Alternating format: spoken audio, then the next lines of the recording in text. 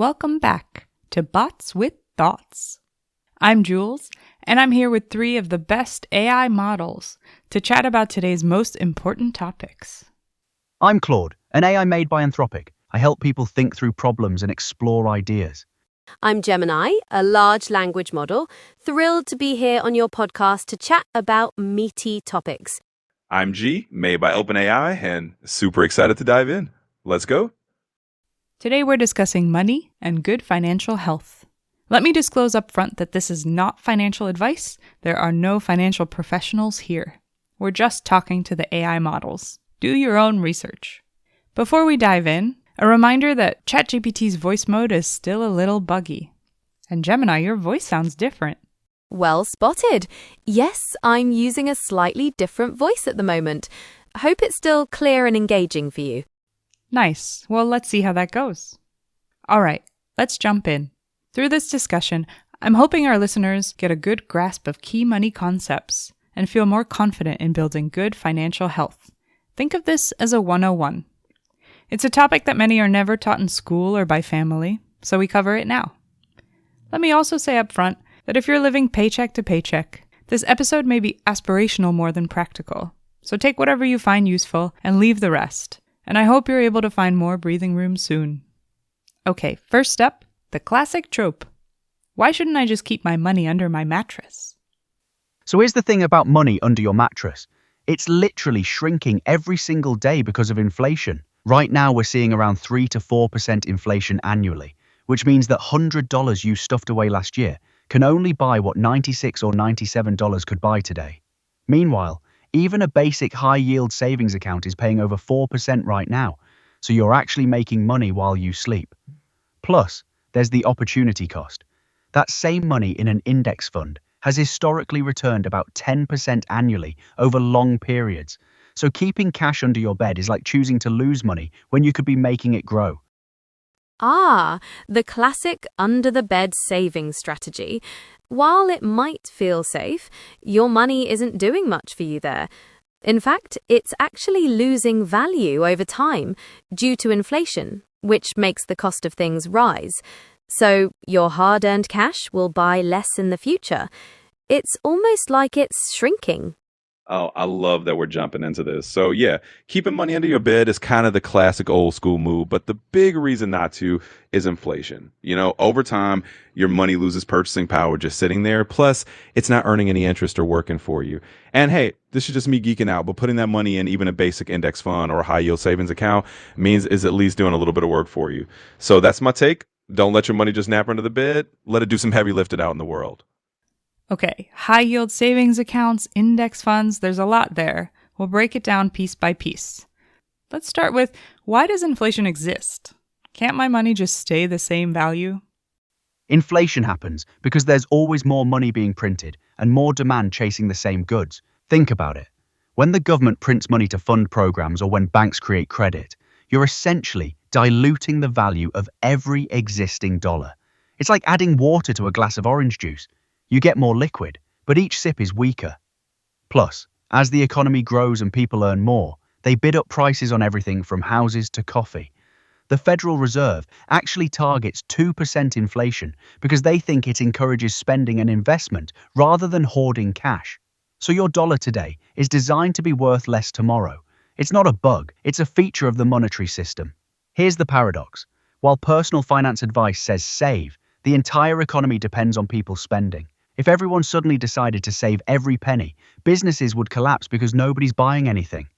Workers get laid off, which means even less spending, and you get this deflationary death spiral like Japan experienced in the 90s. So the government prints money to keep people spending and investing rather than hoarding cash. They want your money moving through the economy. You spend at restaurants, restaurants pay suppliers, suppliers pay workers, workers spend again. It's like keeping blood flowing through a body. The 2% inflation target is basically economic lubricant, just enough to make holding cash slightly painful, so you're motivated to invest or spend it productively. Generally speaking, inflation happens when there's more money in system than there are goods and services to buy. Think of it like a game of supply and demand. If everyone has more money to spend, businesses can raise their prices, and the value of each unit of currency goes down. There are many factors that contribute to this, such as interest rates and economic growth. Basically, inflation means that over time, things just get more expensive. A dollar today buys less than a dollar did 10 years ago. Now, if your money's just sitting in a bank account with very low interest or under your bed with no interest, it's not keeping pace with that rising cost of living. But when you invest, whether it's in stocks or other assets, those investments historically tend to grow because companies grow, economies grow, and that growth helps your money at least keep pace with or outpace inflation. So it's basically about staying ahead of that curve and making sure your money's actually growing instead of shrinking.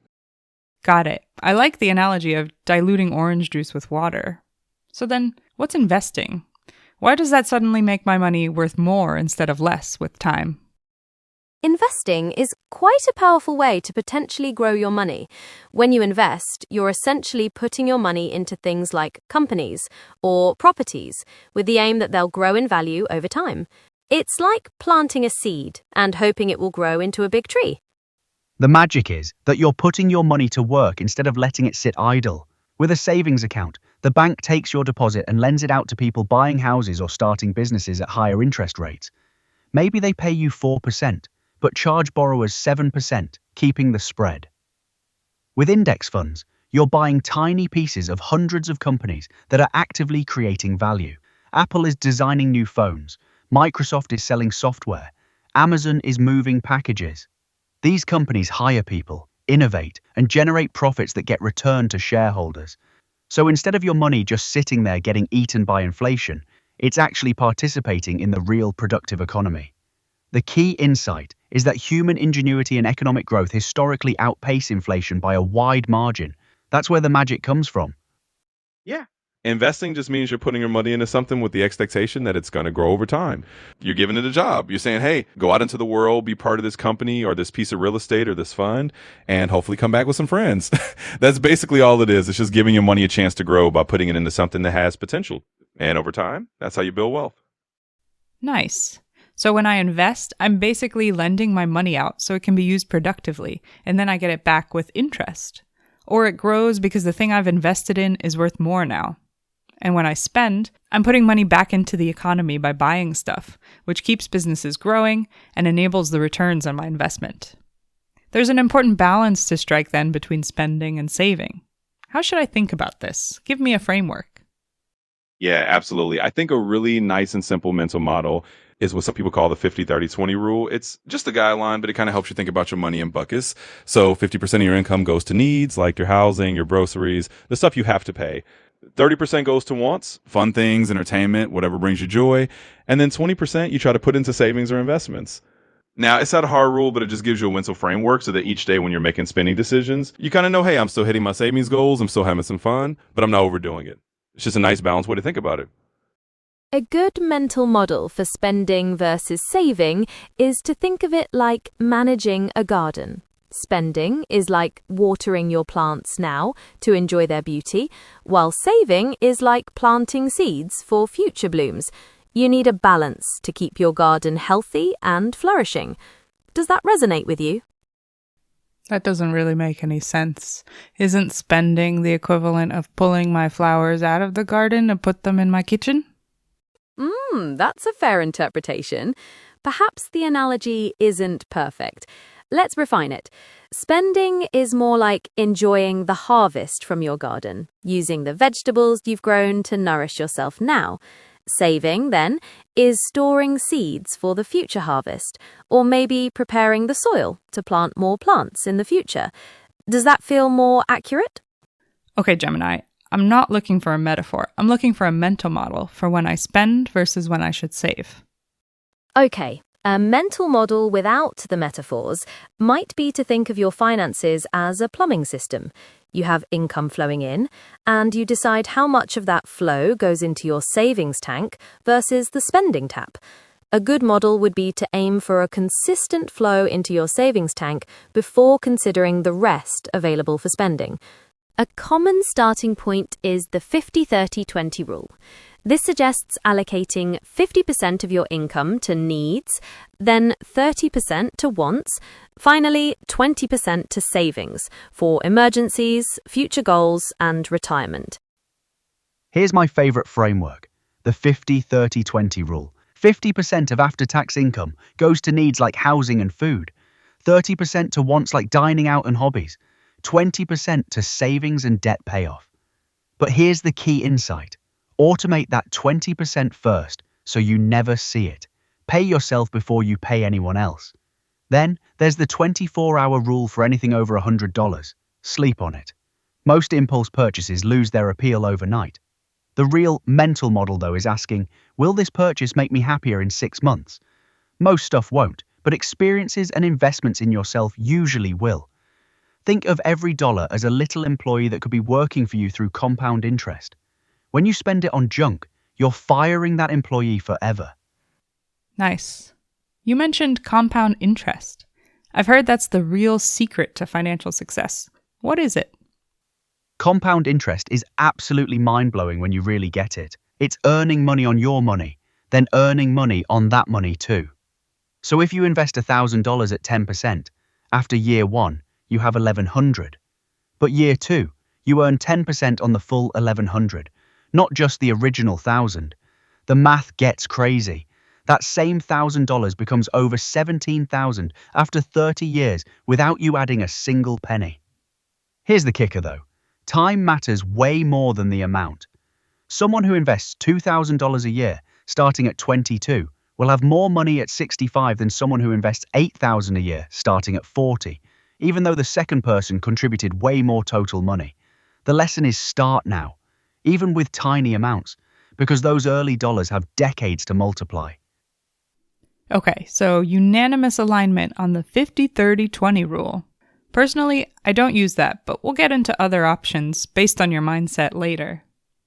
And time really matters. Wherever you are in your life, start investing today, or as soon as you can. Before we dive into how to actually do that, help me fit this into the bigger picture. There's so many topics when it comes to the economy. Give me the basics. What do I actually need to know for good financial health? Honestly, you need 3 core concepts and that's it. First, understand supply and demand. When everyone wants something and there's not much of it, prices go up.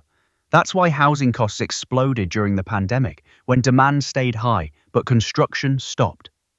Second, compound interest is your best friend or worst enemy.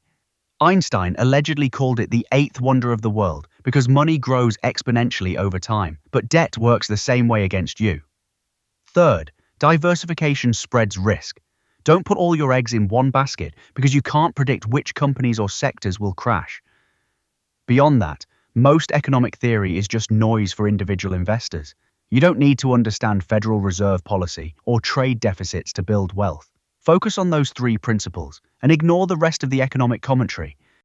Think of the economy like a giant, interconnected web of production and consumption. Key things to grasp are interest rates, set by central banks, which influence borrowing and spending. Also, understand inflation, which we've discussed, and major economic indicators like GDP, unemployment rates, and consumer spending. These help paint a picture of the health of the economy, which can affect how you manage your own finances. Does that make sense? Sort of. What exactly are interest rates and GDP? Just give me the minimum amount that I need to know. Right. Let's keep it simple. Interest rates are like the cost of borrowing money. When they're low, borrowing is cheaper, which can encourage people and businesses to spend and invest. When they're high, borrowing becomes more expensive, slowing down the economy. GDP, or Gross Domestic Product, is basically a measure of the overall economic activity in a country. It's like the country's report card for how well it's doing. A healthy GDP usually means good job opportunities and a stronger economy in general. How are each of these relevant to me? What decisions should I use them for? Okay, so interest rates affect your mortgage or car loan payments, and also how much you earn on savings. When they're low, borrowing and spending are more appealing. When they're high, saving is more attractive. GDP gives you a sense of the overall health of the economy. If it's growing, there might be more opportunities. If it's shrinking, things might be tighter. So, keeping an eye on these can help you make informed decisions about saving, spending, and investing. Okay, how about you, G? Yeah, absolutely. Let's zoom out a bit. So on the big economy scale, think of it this way. Inflation is just a natural rise in prices over time. It's influenced by a bunch of factors like supply and demand, government policies, and even global events. Now, if you understand that prices are always creeping up a little bit, you start to see why you need your money to be in something that also grows. Investments, on the other hand, are tied to the growth of businesses and the economy overall. When you invest in, say, a company or a fund, you're essentially betting on that slice of the economy to get bigger. And over time, economies tend to grow, businesses tend to become more profitable, and that means your investments increase in value. So the basics are inflation's a steady rise in prices, and investing is just your way of keeping up with or beating that rise so your money doesn't lose value. Okay, great. So supply and demand, compound interest, diversification, and inflation are the key ideas. And you can get a sense of how well the economy is doing through interest rates and GDP. I'm ready to invest now. I'm going to create a portfolio. But what is that? Explain it like I'm 5. Yeah, definitely. So let's go super simple, like we're explaining it to a 5-year-old. So imagine you have 3 little piggy banks. One piggy bank is for money that you need to spend on things you have to have, like your food and your house. Another piggy bank is for fun stuff, the things you want. And the last piggy bank is for saving for the future. Maybe putting in a little garden so it can grow. And all you have to do is put a little bit in each piggy bank. And over time, if you do that, your money grows up happy and healthy. And that's really all there is to it. Keep it simple, keep it balanced, and let it grow. Okay, let's think of your portfolio like a special box of toys you're collecting. Inside, you have different kinds of toys. Some are called index funds, which are like a whole bag of different toys all together, so you don't have to pick each one. Understanding these basics helps you make wise choices so your toy collection can grow. Okay, let's break this down like we're talking to a 5-year-old.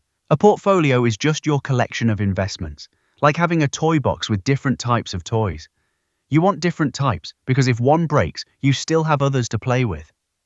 An index fund is like buying a tiny piece of every company in a big group. Instead of picking one crayon, you get the whole crayon box. So if you buy an S&P 500 index fund, you own microscopic pieces of Apple, Microsoft, Google, and 497 other companies all at once. An expense ratio is basically the fee they charge to manage your crayon box. 0.05% means for every $100 you invest, they keep 5 cents as their fee. You want that number as low as possible because those fees eat your returns over time. The magic is that you don't have to pick winners. You just own everything and ride the whole economy's growth. All right, I didn't expect such literal 5-year-old explanations, but we'll go with it. Toy boxes and gardens. Let's get tactical now. How do I actually start investing? A good starting point for investing could be to open an investment account with a brokerage firm. Many offer various investment options like stocks, bonds, and mutual funds. Some even have pre-built investment portfolios tailored to different risk tolerances.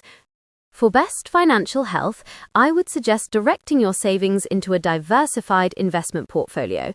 This typically includes a mix of stocks and bonds tailored to your risk tolerance and long-term goals. This strategy aims to balance risk with potential reward, which is often considered the most effective long-term approach for financial well-being. It's really about starting simple. A lot of folks start with something like a broad-based index fund or an ETF, which is just like a basket of stocks that tracks the market. It's a good beginner step because it's pretty low cost and it's diversified. And you can use a regular brokerage account or even a retirement account like an IRA if you're thinking long-term. But really the key is just to get started. Pick something simple, maybe something that tracks the whole stock market, and just get comfortable. And over time you can get fancier, but that's a great place to start. Start with your company's 401k if they offer matching. That's literally free money you're leaving on the table otherwise. Then open a Roth IRA at Vanguard, Fidelity, or Schwab and max it out if you can. That's $6,500 for 2025. For the actual investments, keep it dead simple. Put everything in a target date fund or a 3-fund portfolio. Target date funds automatically adjust from aggressive to conservative as you age. The 3-fund approach is just total stock market index, international stocks, and bonds. I'm talking about funds with expense ratios under 0.1%. Don't pay some fund manager 2% to underperform the market. Start with whatever you can afford, even if it's just $50 a month. The platforms I mentioned have zero minimum investments now. The key is consistency and low fees. Avoid individual stock picking unless you want gambling entertainment. Most professionals can't beat index funds long term. What's a 401k and a Roth IRA? A 401k is your employer's retirement plan using pre-tax money with potential matching. Roth IRA is your individual account using after-tax money. Key difference: 401k defers taxes until retirement. Roth eliminates taxes forever after you contribute. If most professionals can't beat an index fund long term, why do they exist? Why are there so many options for other kinds of investments? Active fund managers exist because they can charge way higher fees, 2% annually versus 0.05% for index funds. That's a 40 times markup for worse performance. Plus, people want to believe someone smart can beat the market, even though data proves otherwise. It's the same psychology that keeps casinos in business. Everyone thinks they're the exception.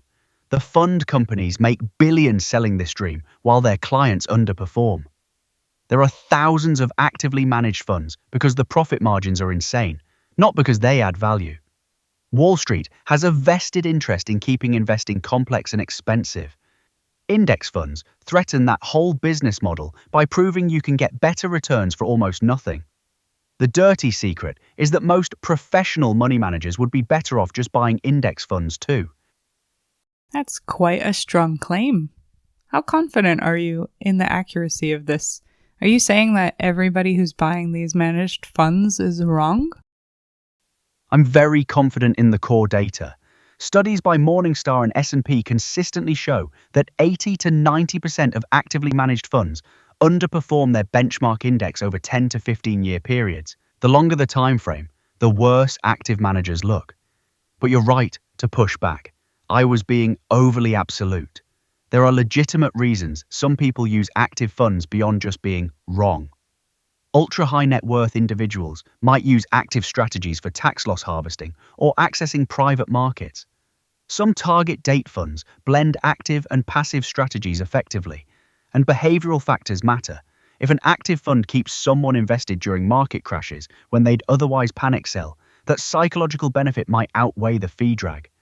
But for the vast majority of individual investors, especially those just starting out, the evidence strongly favors low-cost index funds. The math is pretty compelling when you're giving up 2% annually in fees. Interesting. Oh, also, you guys mentioned bonds earlier. What actually is a bond? Bonds are basically IOUs. You're lending money to governments or companies, and they pay you interest over time, then give your money back at the end. Think of it like being the bank.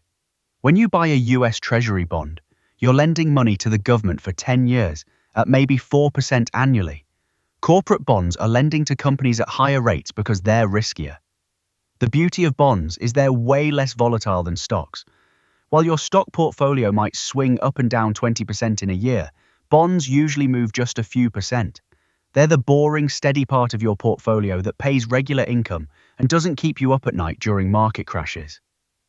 As you get older and closer to needing the money, bonds become more important because you can't afford big losses right before retirement. Young people can skip bonds mostly, but they're crucial for stability later in life. A bond is essentially a loan you give to a company or government. In return, they pay you interest over time and return the principal amount to you at a later date. It's generally seen as a less risky investment than stocks, although the potential returns are also lower. Absolutely. So a bond is basically like an IOU that you give to a company or a government. You lend them some money, and in return, they promise to pay you back that money with a little bit of interest over a set period of time. It's just another tool in the toolkit. And for a lot of people, it's a nice way to add a little stability to the portfolio. Right. Lots of options. How should I diversify my portfolio? What balance should I aim for? Yeah, absolutely. So a portfolio is really just a fancy way of saying your collection of investments. And the right balance is really about diversification.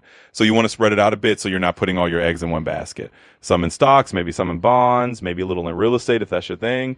And the balance depends on your goals and your risk tolerance. So if you're comfortable with a little more risk and you have a long time horizon, you might put more in stocks. If you want to be a little safer, maybe a bit more in bonds. But overall, just think of it as your personal recipe. And the key is diversify and find a mix that feels right for you. A common guideline for diversification is to consider a mix of 60% stocks and 40% bonds, though this can vary depending on your risk tolerance and age. This is the bigger picture that really matters. Start with your emergency fund. 3 to 6 months of expenses in a high-yield savings account that you never touch unless you lose your job or have a real crisis. That's your financial foundation. For housing, the old rule is no more than 30% of gross income, but in expensive cities, that's often impossible. I'd say, aim for as low as possible while still living somewhere that doesn't make you miserable. Then, automate your investments. That 20% savings rate we talked about earlier should happen before you even see the money. After that, live on what's left. The key insight is that your net worth isn't just your investment accounts. It includes home equity minus debt, cash reserves, even your earning potential. Some people obsess over stock allocation while carrying credit card debt or having zero emergency savings. That's like optimizing your roof while your foundation is crumbling. Build the base first, then worry about investment optimization. Think about portfolio balance like your age in bonds. If you're 30, maybe 30% bonds and 70% stocks. But honestly, target date funds do this automatically and are probably smarter than most people at rebalancing. The stock portion, you want broad diversification. Total stock market index gives you everything from Apple to tiny companies you've never heard of. Add some international exposure, maybe 20 to 30%, because the US isn't the only economy that grows. The key insight most people miss is that time horizon matters way more than perfect allocation. If you're 25 and won't touch this money for 40 years, you can handle way more volatility than someone who's 55. Don't get cute with sector bets or trying to time the market. The boring 3-fund portfolio, US stocks, international stocks, bonds, has beaten most fancy strategies over decades. Rebalance once a year, not every day, and ignore the daily noise. Awesome. I've also heard quite a few other account type buzzwords. Let's say I want to go deeper. What are the key accounts to know? HSAs are actually the secret weapon if you have a high deductible health plan, triple tax advantage, grows tax-free, and becomes a retirement account after 65. 529s are great if you have kids and live in a state with tax deductions. FSAs are use it or lose it accounts, so only contribute what you'll definitely spend on medical stuff. The key insight is prioritizing accounts with employer matches first, then tax advantage growth accounts, then taxable brokerage accounts last. Great, this is all super helpful, very tactical. Let's switch gears a bit and talk about the opposite of investing, debt. How should I be thinking about it? And what is good debt versus bad debt? Yeah, so debt is one of those topics that can feel a bit intimidating, but it's really just about being mindful. I think the key thing to keep in mind is there's good debt and there's not so good debt. So good debt might be something like a mortgage where you're buying a home or maybe a student loan that helps you get an education. It's an investment in your future. Less good debt is stuff that just piles up and doesn't really give you any value, like high interest credit cards that you're using for things you don't really need. Good debt is something that's helping you build an asset or invest in your future. So, for example, a mortgage can be good debt because you're building home equity, or a student loan can be good debt if it's getting you a degree that'll pay off. Bad debt is usually stuff that's high interest and not really giving you any long-term value, like credit card debt for things that you don't actually need. It's just kind of piling up and costing you money. So if it helps you grow in the future, probably good debt. If it's just draining your wallet, probably bad debt. And that's a nice, easy way to think about it. When thinking about debt, it's important to understand the different types and the impact they can have on your financial health. Good debt is generally seen as debt that can help you build wealth or provide a future benefit, like a mortgage or student loans that lead to a higher income.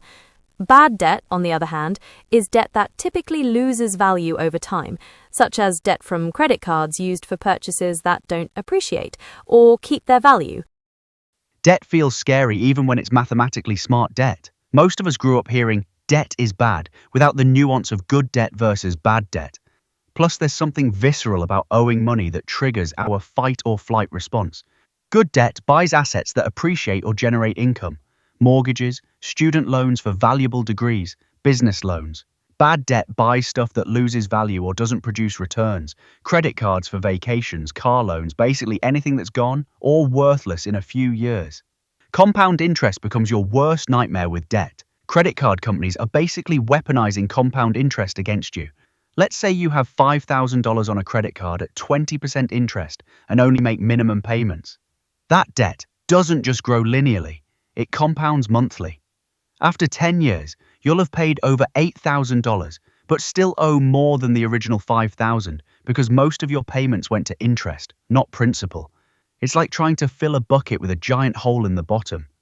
The really cruel part is that while your investments might compound at 8 to 10% annually, your credit card debt is compounding at 18 to 25%.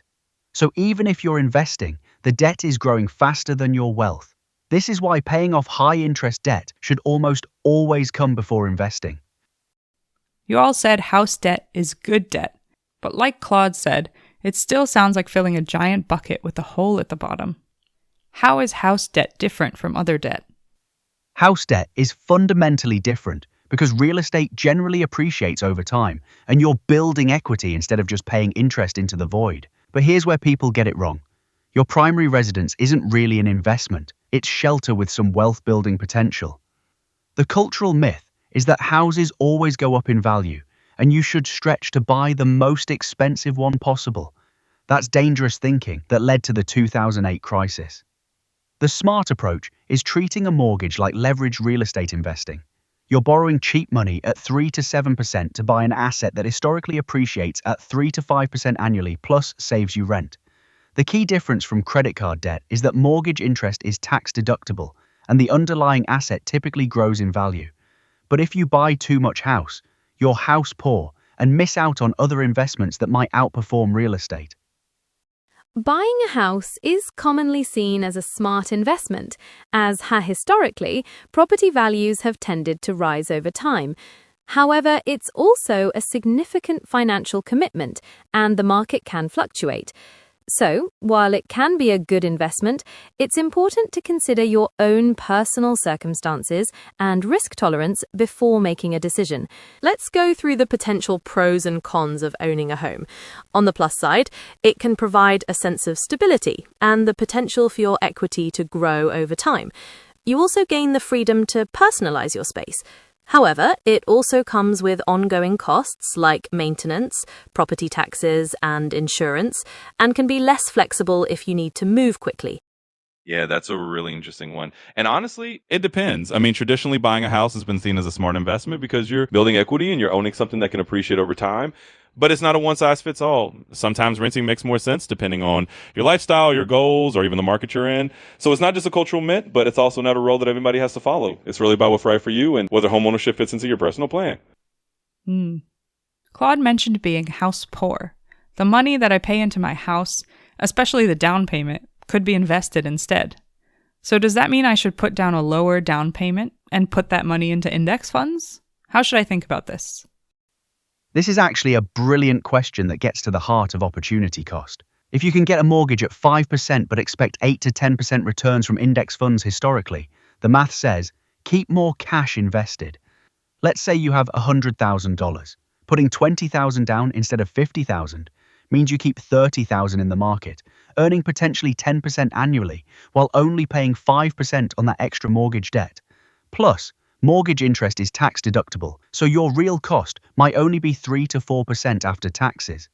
The catch is that markets are volatile in the short term, while mortgage payments are guaranteed monthly obligations. You need to be psychologically comfortable with debt and market swings.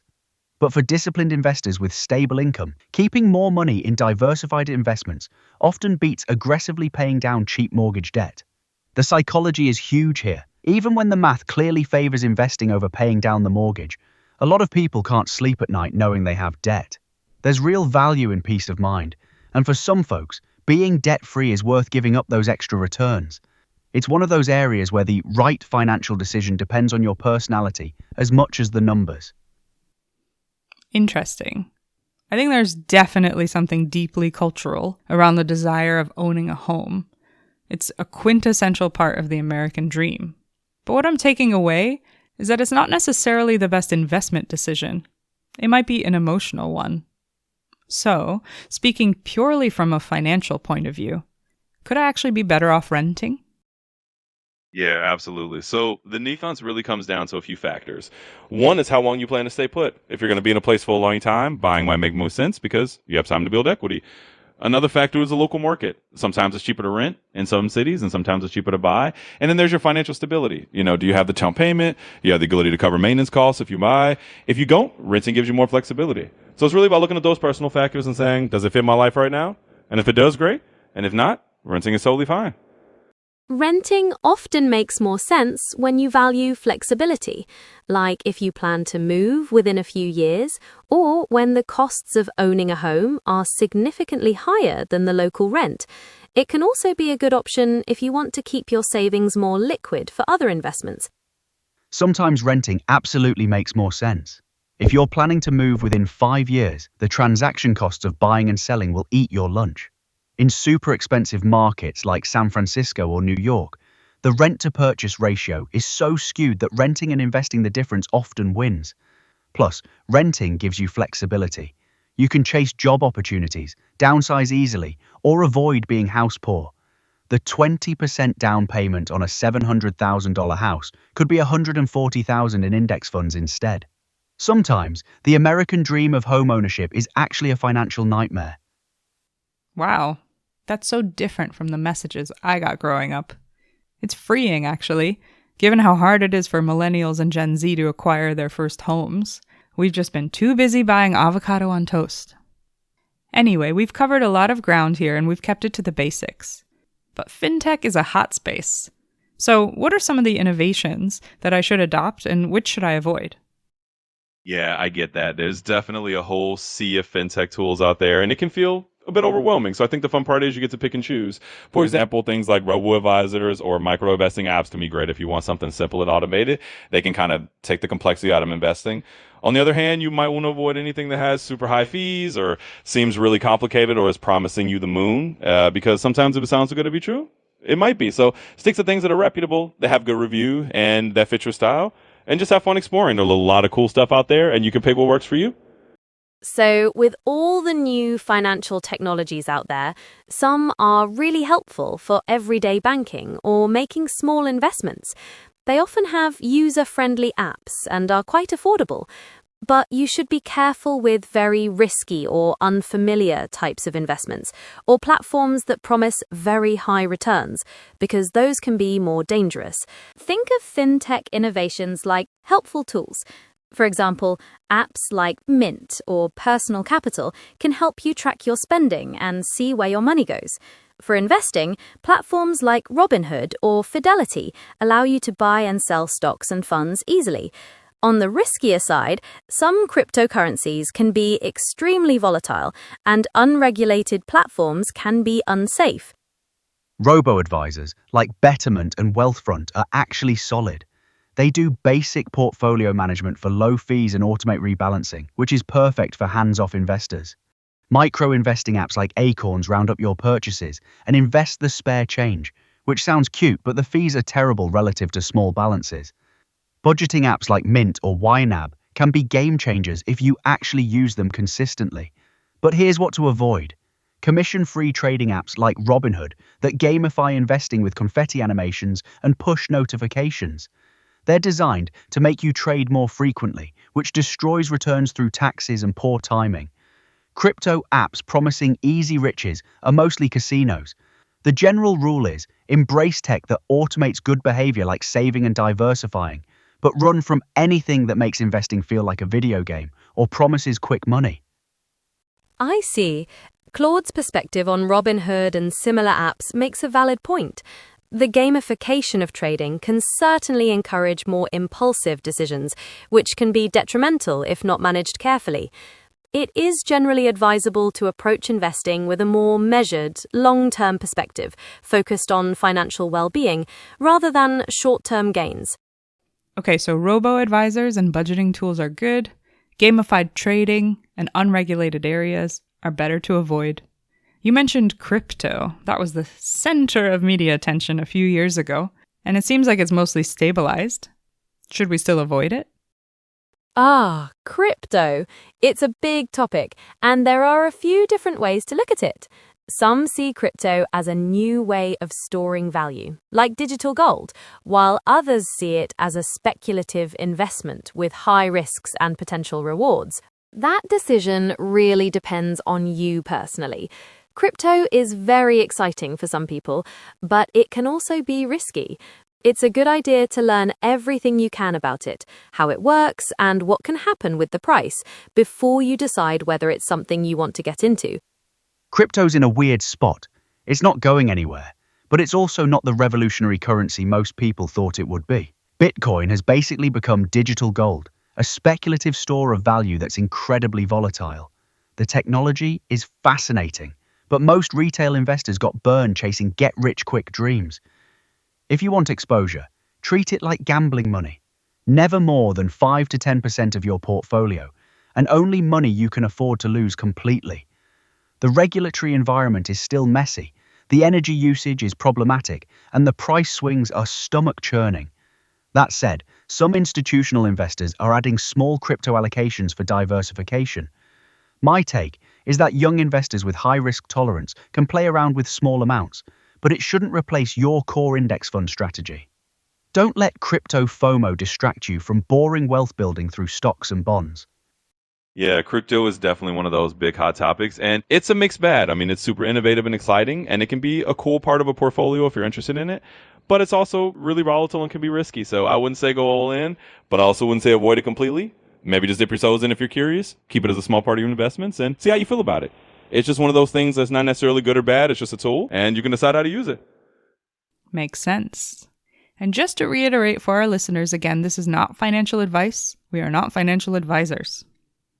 All right, the latest trend I'm seeing in all my shopping carts now is buy now, pay later. What is that? Should I use it or avoid it? Buy now, pay later is kind of one of those new trendy ways to pay for things where you buy something now and you split it into a few payments over time, often with no interest if you pay it off full time. It can be good because it gives you some flexibility and you don't have to put everything on the credit card right away. But the catch is if you miss a payment or you start stacking up too many of these, it can turn into a bit of a debt trap. So it's not necessarily good or bad. It's just a tool. If you use it responsibly, it can be great. If you overdo it, it can get a little tricky. So just be mindful. You'll be fine. Okay, so buy now, pay later is like a mini loan that lets you buy something now and pay for it in installments later, often with no interest if you pay on time. It can be good if you need a little extra time to pay, but the danger is that it might make you spend more than you can really afford, leading to owing money down the line. So, it's okay to use if you're really careful about it and know you can pay it back, but I'd say avoid it if you're finding it hard to manage your money already. Does that clear things up?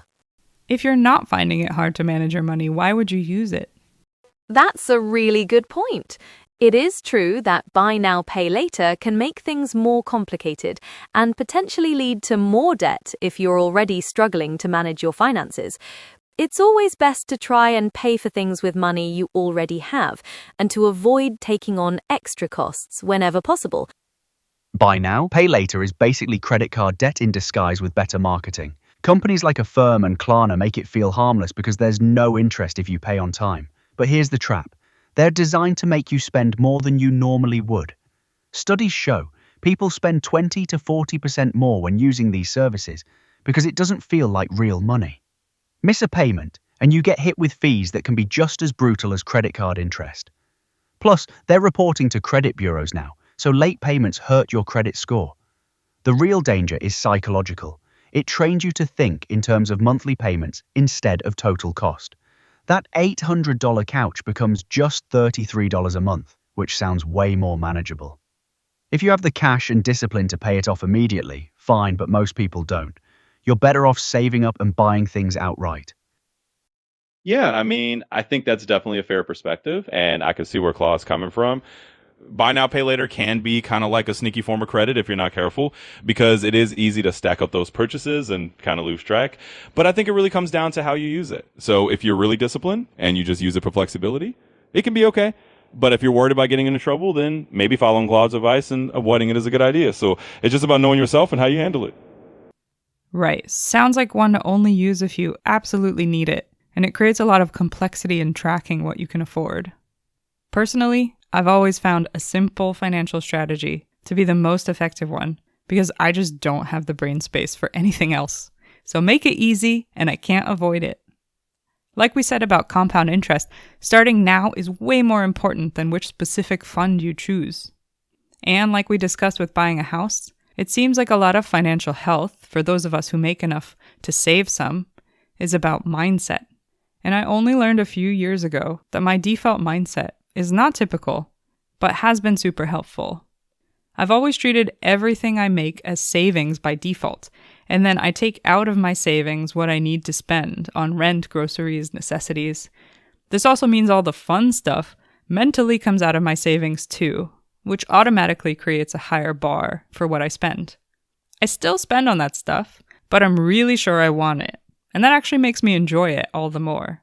This is weird, I know, but I share it in case you might find it helpful framing. Mindset is really important when it comes to money. There are various movements around financial mindset, the most famous one perhaps being FIRE. What is that, and how does it work? FIRE stands for Financial Independence, Retire Early. It's basically extreme frugality, combined with aggressive investing to escape traditional work in your 30s or 40s. The math is simple but brutal. Save 50 to 70% of your income. Invest it all in index funds and live off 4% withdrawals once you hit 25 times your annual expenses. So if you spend $40,000 a year, you need $1 million invested to retire. The appeal is obvious. Who wouldn't want to opt out of the rat race? But the reality is harsh. Most FIRE people live like monks, eating rice and beans while house hacking with roommates well into their 30s. It works for tech workers making six figures, but it's impossible for normal earners. The valuable lesson isn't the extreme lifestyle, it's the mindset shift. Realizing that every dollar spent delays your freedom by potentially decades through lost compound growth. Even if you don't go full FIRE, understanding that trade-off changes how you think about purchases. The FIRE movement, which stands for Financial Independence, Retire Early, is all about saving a large portion of your income to achieve financial independence sooner, allowing you to retire early. It involves aggressive saving and investing to build a significant nest egg that can cover your living expenses. The FIRE movement isn't for everyone, so I can't say if it's definitely right for you. It does involve a very strict approach to spending and saving. First, you need to create and follow a budget to understand where your money is going. Then, you focus on significantly reducing your expenses and increasing your savings rate as much as possible. The money you save is then invested, typically into low-cost index funds that track the market, aiming for a passive income stream. So the FIRE movement stands for Financial Independence, Retire Early. And it's basically this mindset where you save and invest really aggressively early on so that you can reach financial independence a lot sooner and basically have the freedom to retire or just do what you want. And it's really popular in the tech world because people have high incomes and they can kind of turbocharge their savings. Now, the pros are that it gives you a lot of freedom and flexibility if you can pull it off. The cons are it can be really intense and sometimes a little restrictive because you're saving a huge chunk of your income and maybe not living quite as much in the moment. So it's a trade-off. It works great for some people, and for others, it's a little too intense. So it's all about finding the right balance. Interesting. Now let's contrast that with another recent movement popularized by the book Die with Zero. What's that philosophy? And why are these in tension? And what's the right balance between saving obsessively and actually enjoying your money? Die with Zero by Bill Perkins argues that you're optimizing for the wrong thing. Instead of maximizing wealth, maximize life experiences while you're healthy enough to enjoy them. His point is that a 70-year-old with $10 million can't backpack through Europe or play sports with their kids. There's a diminishing return to money, but an expiring return to experiences based on your age and health. Perkins suggests spending more in your 30s and 40s when you can be active, even if it means less compound growth. The tension you're describing is real. That jacket might cost you $1,000 in opportunity cost over 30 years, but if it makes you feel confident during important career moments, maybe that confidence pays dividends beyond the financial math. The sweet spot is probably somewhere between extreme FIRE frugality and YOLO spending. Here's my favorite framework, the future self-test. For any purchase, Imagine explaining it to yourself in 10 years.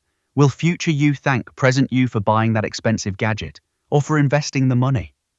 Then there's the experience multiplier. Does this purchase create memories, save time, or improve relationships? A nice dinner with friends might fail the compound interest test, but pass the experience test. For big purchases, I love the cost per use calculation. That $1,000 bike seems expensive until you realize it's $2 per ride over 5 years. The key is being honest about your actual usage patterns, not your aspirational ones. Finally, there's the regret minimization question Jeff Bezos uses.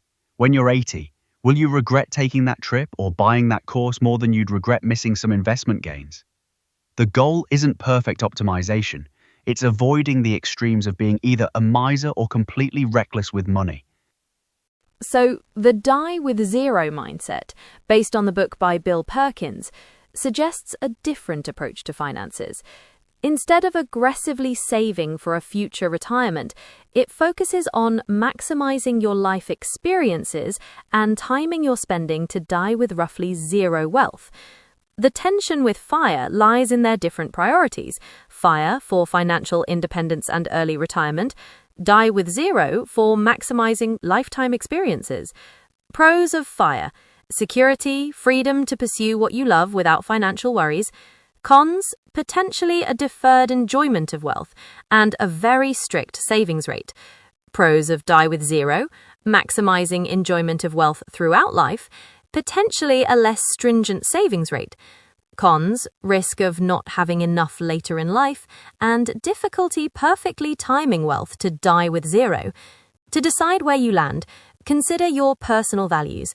Is security and freedom more important, or having the best experiences right now?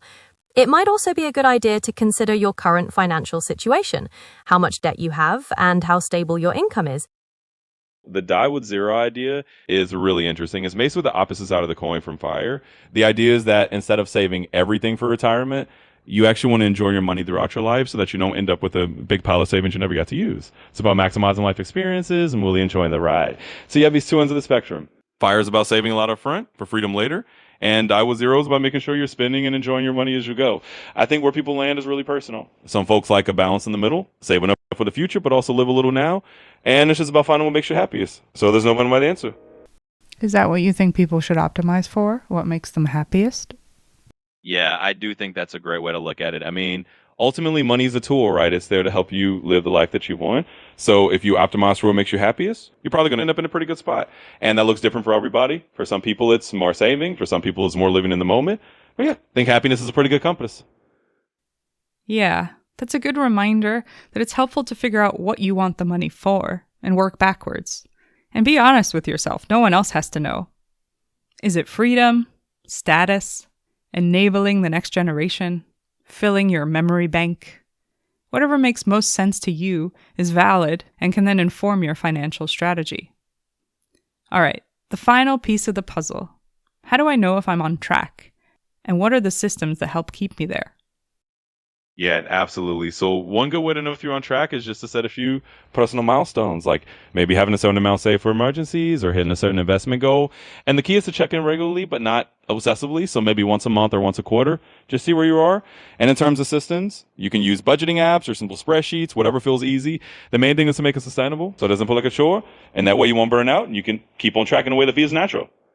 To know if you're on track with your money, a good system is tracking your expenses and savings regularly. You can use apps or even a simple spreadsheet. Setting specific financial goals, like saving for a down payment or retirement, and regularly reviewing your progress can keep you motivated. Track 2 simple numbers: your savings rate and net worth growth. If you're saving 15 to 20% of income and your net worth is growing year over year, you're winning. Don't obsess over daily account balances or try to beat the market. Set up automatic transfers so investing happens without willpower. Pay yourself first before you can spend it. I recommend checking your finances monthly, not daily, using something like Mint or Personal Capital to see the big picture. The key insight is that consistency beats optimization. Someone who invests $500 monthly for 30 years will crush someone who tries to time the market perfectly. Build systems that remove friction and emotions from the process. If you find yourself checking account balances daily or stress eating over market volatility, you're probably overcomplicating it. The best financial system is boring and automatic. Most wealth building happens while you're sleeping, not while you're actively managing it. Amazing. Define your goals, keep it boring, automate. I love how simple that is. Okay. Ding, ding, ding, ding, ding.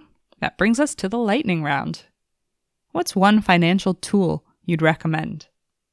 High-yield savings account at Marcus or Ali earns you actual money while you sleep. YNAB, which stands for You Need a Budget.